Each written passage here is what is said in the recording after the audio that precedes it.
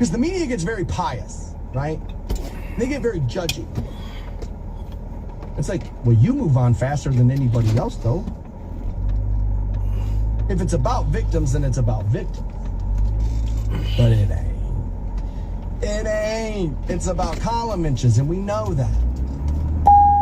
We absolutely ain't. But now you got two of these guys who've been accused of this kind of stuff in the same quarterback room? Seems pretty wild, man. Like, you're better rifle off. Otherwise, man, this thing, I think, could get sure. Those NFL reporters will lie, man. They're about the breaking now. Did he just get his big contract right now? Worst person alive. Because that's how Monday Morning Quarterback and Pro Football Talk, that's how they all get downloaded. Is from that. But like I said, who's failing who? Is it they don't report on it now because we're not going to care? You know what some of you are thinking, right? When does second chances come into these conversations, Stansbury? When does that? How long is it we got to get where you won't or maybe shouldn't get another second or another chance there? I think a lot of people are going to want to have that conversation with you. But America loves the redemption story. Normally not for a person who's been accused of rape, and Jameis was. And again, settled out of court for the money. Means he did it, right? I'm not so sure. It can mean you did it. It can also mean, dude, I'm a celebrity. This kind of comes. How many celebrities have we seen pays for stuff out of court where you know it's like, dude, that didn't happen? Like, and if it wasn't sexual, we could almost believe he was a target of something, right? If it's sexual, we always think, yeah, the dude did it, right? He kind of did it, right? Like if it becomes sexual, then it's all of a sudden it's easy to believe they did it. Any other thing, we're like, I don't know, man. You got to wait and see. Let's wait and see what happens. Judicial system, let's see. Every other story, people tell you, dude, the justice system is rigged and doesn't do this, doesn't do that, rigged. Let's wait and see let's wait and see what the jury says, right? It's like where we move that line is very, very interesting. Here's what I know. Free agency period, technically day one today. And we ain't talking about the team getting better now. We're talking about this. And so if you would have just said to me, hey man, bringing Flacco back might bring us a quarterback controversy, but it's not an actual controversy, I could have understood that too. Back to the Stansbury Show, Rock 1069. Welcome back to the Stansbury Show on Rock 1069. I'm hearing that, you know, the Browns fired a lot of their coaching staff. They're going to be running an entirely new system. And that's why it had to be Jameis, not Joe Flacco. Really? Well, first, it's not like Joe Flacco was perfectly comfortable in the Brown system. I mean, he kind of came in at the tail end, right? Played you 6 games. Beyond that, it's Kevin Stefanski's offense, not the offensive coordinators. Ken Dorsey's going to have to coach the guys the way Kevin Stefanski wants to run the offense. That's one of the most ridiculous statements I've ever seen. It's the coach's offense. So, like, I don't think it's like they're redoing the entire offense. I think even last year, Jameis would have been a better fit if you're running your offense to fit Deshaun Watson. They play a more similar style. But, like, pretending that it was Alex Van Pelt's offense, I mean, guys, come on. It's Kevin Stefanski's offense. Meanwhile, he's telling other people to shut up. Hilarious. Anyway, the Jameis thing isn't the only big news for the AFC North yesterday. Backup quarterback should never really be big news, but you know how it is with the Browns. Did you see Derrick Henry to the Ravens? I kind of hate it. I mean, he's older, yes. But it's more Ravens showing you a ton, and I mean a ton, of self-awareness. That makes no sense. And then lost. So they're thinking, well, we get better at that thing. Away from what our game plan was, and then Pat went Pat, and then next thing you know, we were on the couch. You have to hate that, right? He's got better at running back. And oh, by the way, Joe Cool going to be playing now. So Cincinnati's better at quarterback now, too.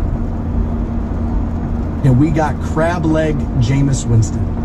If you don't know that story, the man literally in college was trying to, like, I think, smuggle crab legs out of a grocery store in his pants.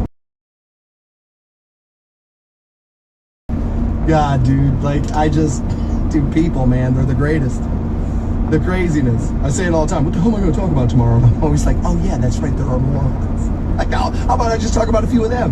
There are morons everywhere, right? But that Ravens signing yesterday, I think is scary, man. Because I don't think they're looking at Derrick Henry for September football. I think they're looking for him in January. So we'll see what happens. We'll see what happens. I want to see if somebody else is going to sign Flacco.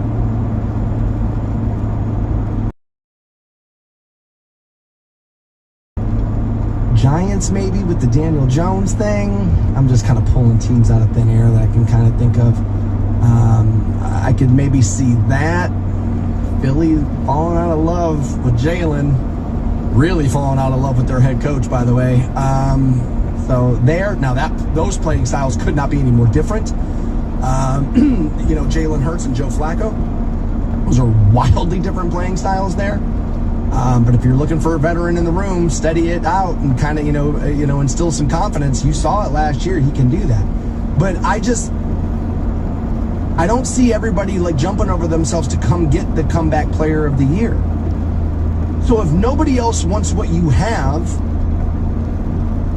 nothing's valuable until somebody's willing to pay it. Right?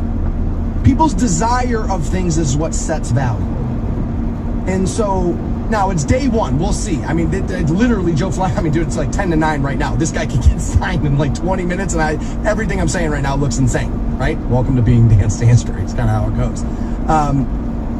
But if nobody's clamoring for what you had, are the Browns so foolish for moving on? It's about not hearing the 500 section. This quote, by the way, was crazy. Let me see here.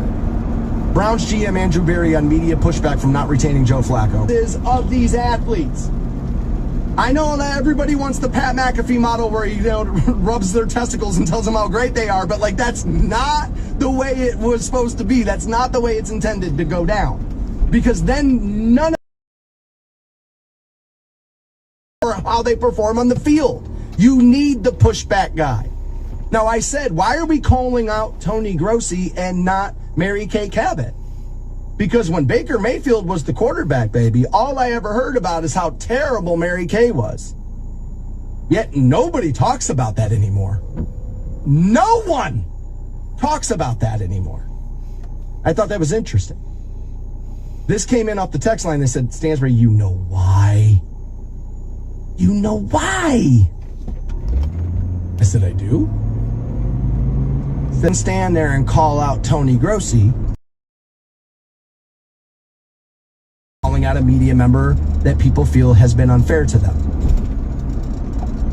But if he calls out Mary Kay Cabot, he's calling out females in sports journalism. And he's going to get absolutely roasted and dragged for the dog whistle that is, get women out of sports. Well, tough look for a team that's got some female staffers on their coaching staff and, around the facility. Tough look for that. But I never thought of that.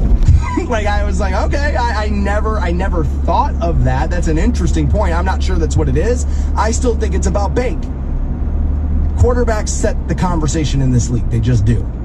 And Baker Mayfield was always up there going, she mean to me, Mary Kay's so mean to me, where I'm so dangerous that woman makes me cry, man, she's mean to me. And like Baker Mayfield was out there telling you how terrible Mary Kay Cabot was, so everybody talked about it. Very few fans roast her now. Very few fans give her like a bunch of grief now. It happens, but not as much as it used to when the quarterback was telling you how terrible she was. So I don't know if it's the sexism thing. I don't know if it's that. I think, it's a little, is it part of the equation? I will grant you that maybe. Is it the bulk of that conversation? I'm sorry, that one I don't necessarily see. I do want to get to this piece of audio. It's insane that we haven't raised the retirement age in the United States. It's totally crazy. Raising the retirement age.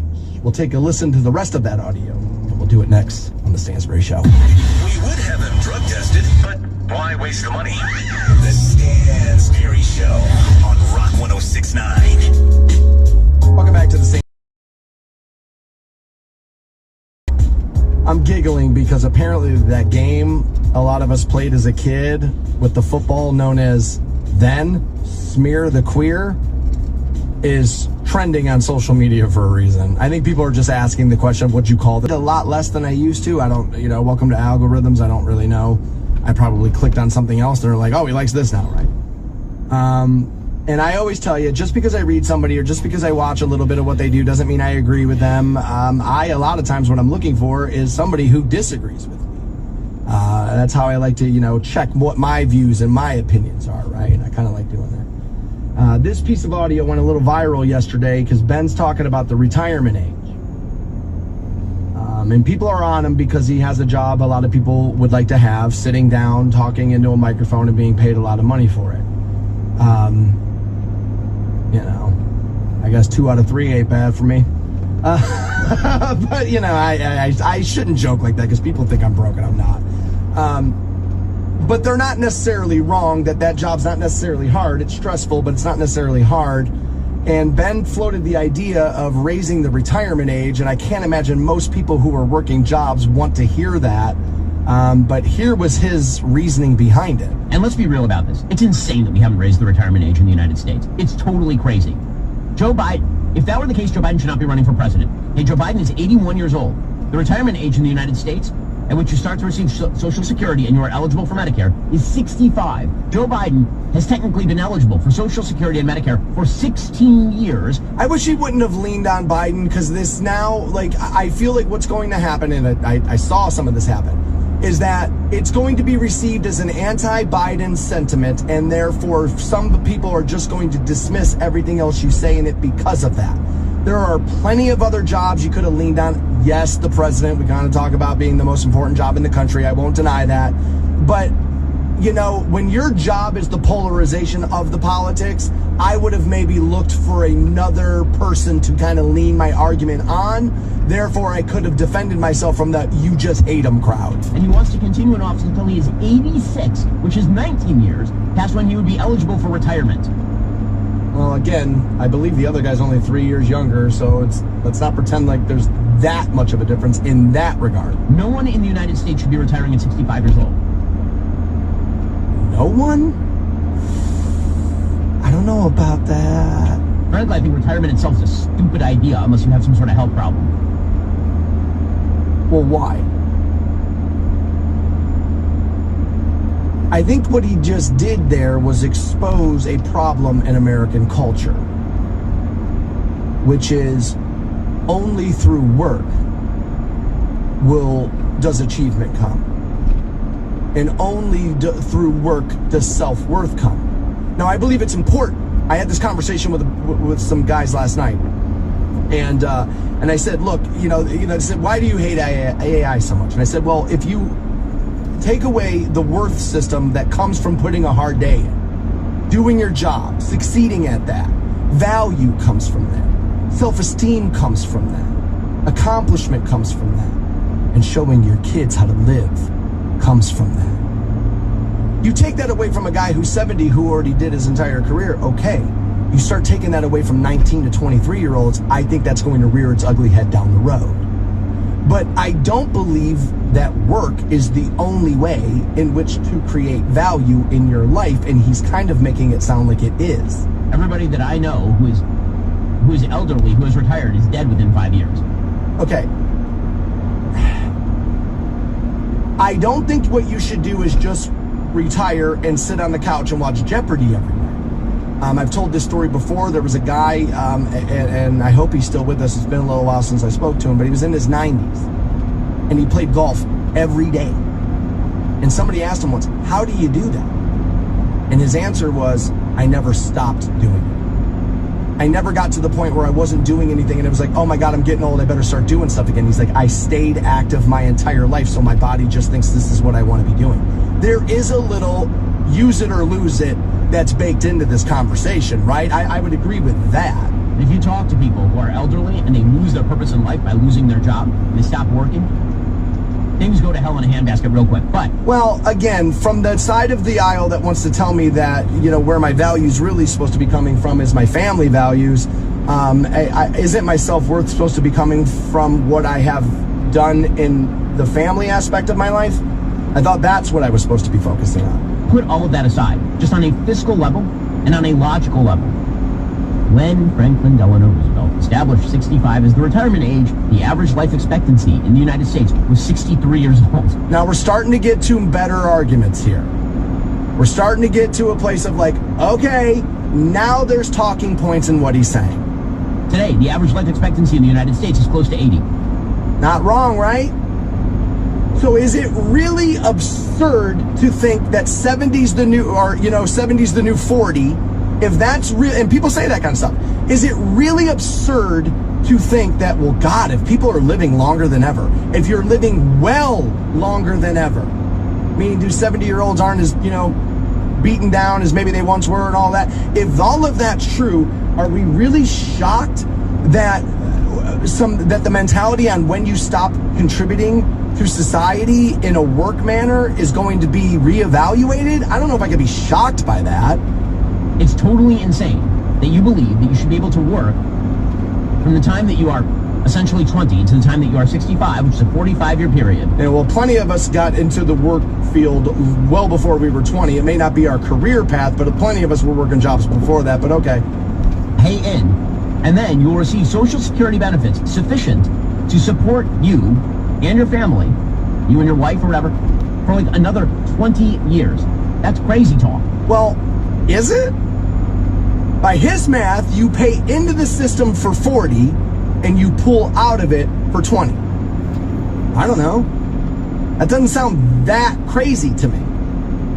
Now, I remember in the 90s, people were talking about how Social Security and all this stuff was going to go broke, and, retirement funds were all going to go broke, and everybody's like, well, why? And it's like, well, because when we put this program into place, there were 50 workers for every one person who was looking to go take that money out.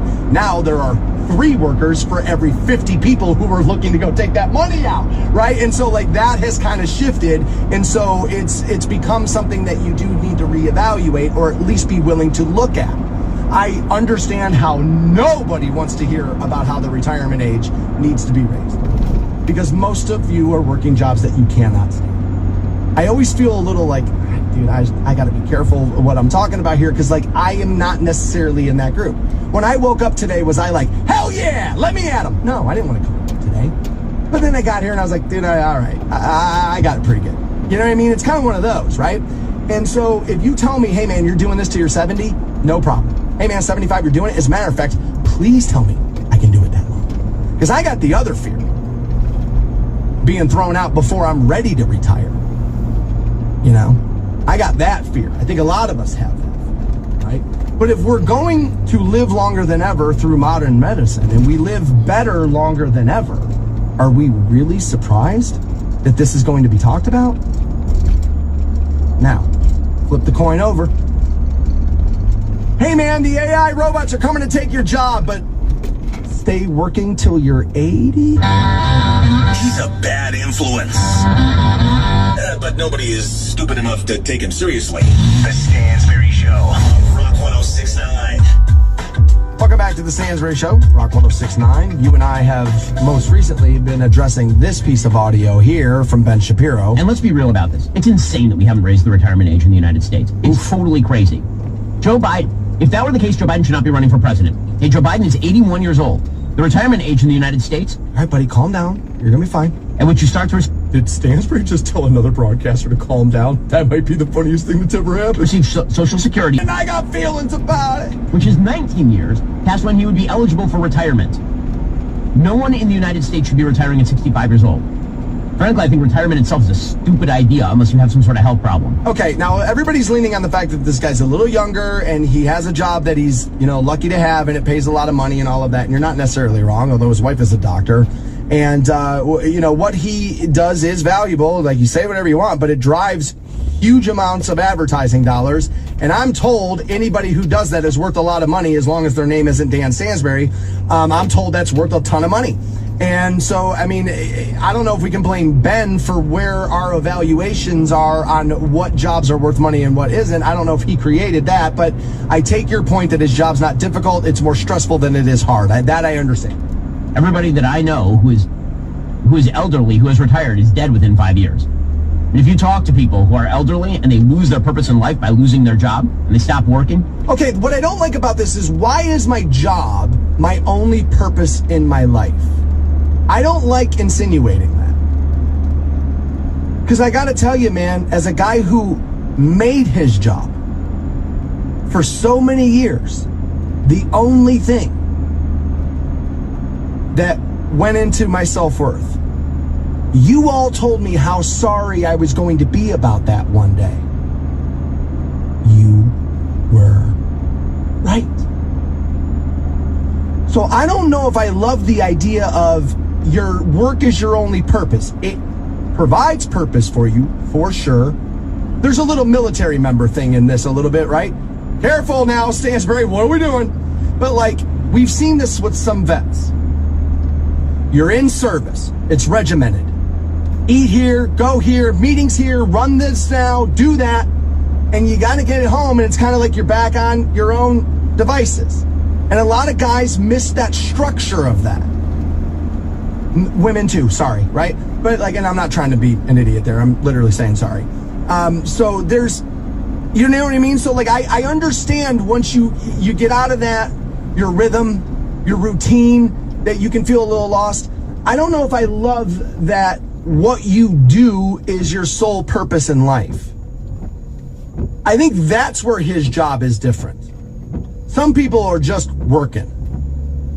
And some other people have went and found their purpose, or at least what they believe it is, and have turned that into their job.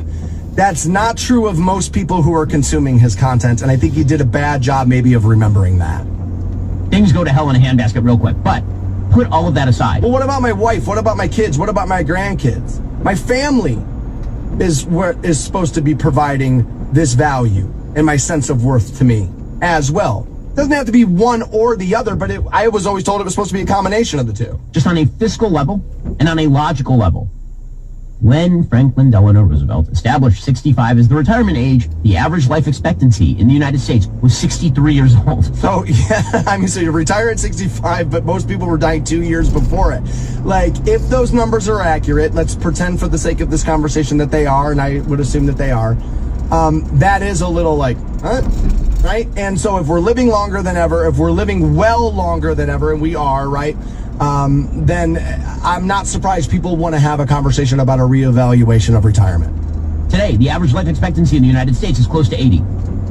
It's totally insane that you believe that you should be able to work from the time that you are essentially 20 to the time that you are 65, which is a 45-year period. Okay, so he's just kind of rounding up to 20. A lot of people started at 15, 17. I got a lot of that during the break. I did too. You're not necessarily wrong. I think he's just kind of rounding up, but okay. Pay in, and then you'll receive Social Security benefits sufficient to support you and your family, you and your wife or whatever, for like another 20 years. That's crazy talk. Is it? Like, is it? Let's just say it differently. Hey man, you pay in twice as long, but then you get 20 years where you get to pull the money back out. I don't know, it kind of sounds like America to me. And when I was growing up, man, retirement kind of was baked into the American dream. I think it's been gone a little while now.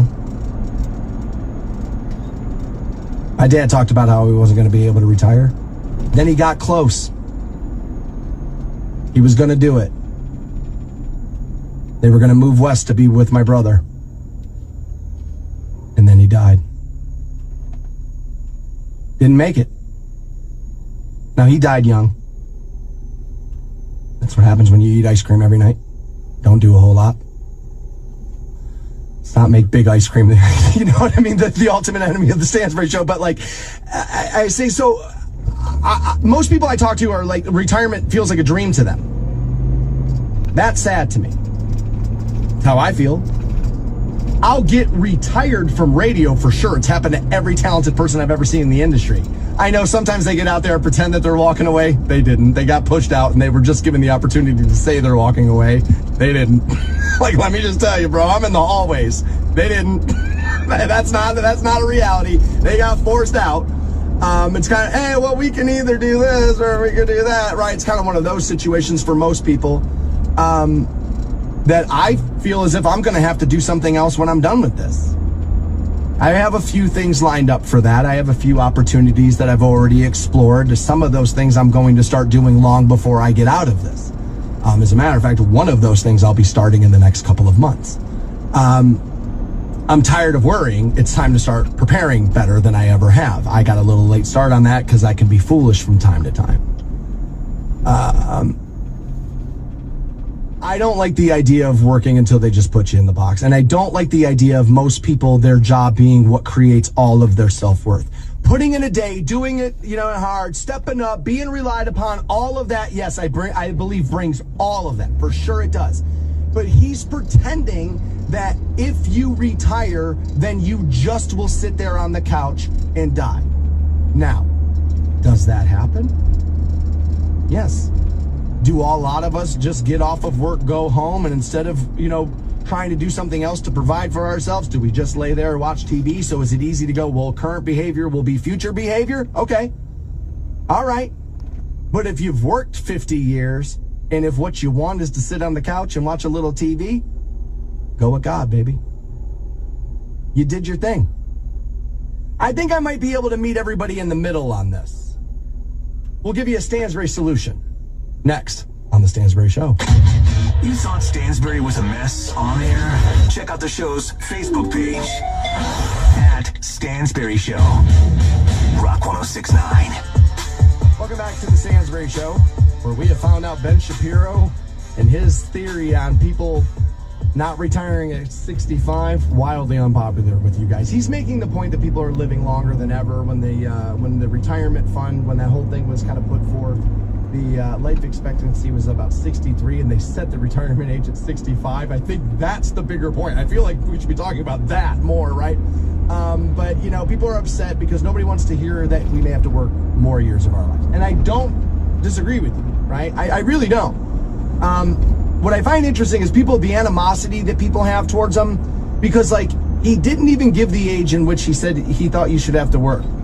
So I'll ask you, if somebody said 70 versus 65, because life expectancy has changed by 25 years, that because of that 5 more years and more, is that really that crazy?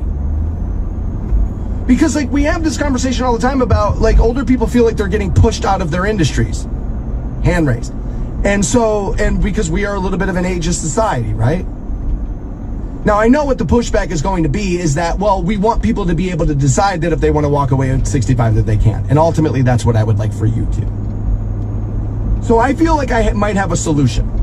I don't have a ton of time here, so we'll dig this back up tomorrow. You can bet your ass on that. But I hear about universal basic income a lot. And when I hear those ideas, people always talk about the pilot programs. If you don't know what UBI is, it's essentially your basic needs of staying alive are met just by the check coming in the mailbox. I've always told you I don't necessarily want UBI, but when I'm seeing what's happening with jobs and industries being wiped off the face of the planet, I feel as if we're on a collision course with it. Not that I necessarily want it. But every time I hear about those pilot programs, I hear about how we're going to do it for 19 to 26-year-olds. Why? Nobody's trying to force them out of the offices. You're trying to force the older people out of the offices normally because you have to spend more money on them because they have the experience, and then you tell the younger worker, sorry man, I can't give you all that money, you don't have the experience yet. Put 40 years in, you'll get the experience, and then I'll fire you then. Right? And so if we're gonna float the idea of UBI, then do it with the older generation. Then if we're gonna push these people out of the office because 19-year-olds don't want to see gray hairs on the heads of people they have to work next to, then let's start the UBI with the older crowd. They already did their day. They already did their working. So if we're going to just pass money out, let's start with them, and now we can see if the system works at all.